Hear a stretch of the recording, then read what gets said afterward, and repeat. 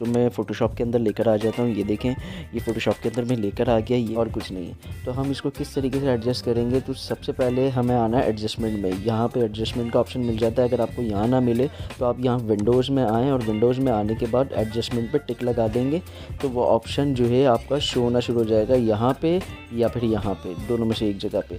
तो जैसे ही आपको ये ऑप्शन दिखे तो आपने सिंपली यहाँ पे क्लिक करना है ह्यू और सैचुरेशन पे क्लिक करके, और ये ऑप्शन खुलेगा। अब आपने ना ये हाथ के निशान को क्लिक करना है, आइकन को, और आपने फिर वो एरिया सेलेक्ट करना है जो वाटरमार्क वाला है, जो आपने रिमूव करना है। ये देखें, मैंने ये सेलेक्ट किया और ये सेलेक्ट करने के बाद जो है ये देखें, और फिर मैं ये राइट वाली लाइन जो है इसको मैं डिक्रीज़ कर दूंगा, और फिर उसके नीचे वाली जो बैलेंस लाइन है उसको मैं देखें ये वाली, ये जो है मैं इसको इंक्रीज़ करूंगा तो ये देखें वाटरमार्क मिटना शुरू हो रहा है और ये कम्प्लीटली ख़त्म हो गया। ऐसी ही टिप एंड ट्रिक की वीडियो देखने के लिए आप मेरे चैनल को सब्सक्राइब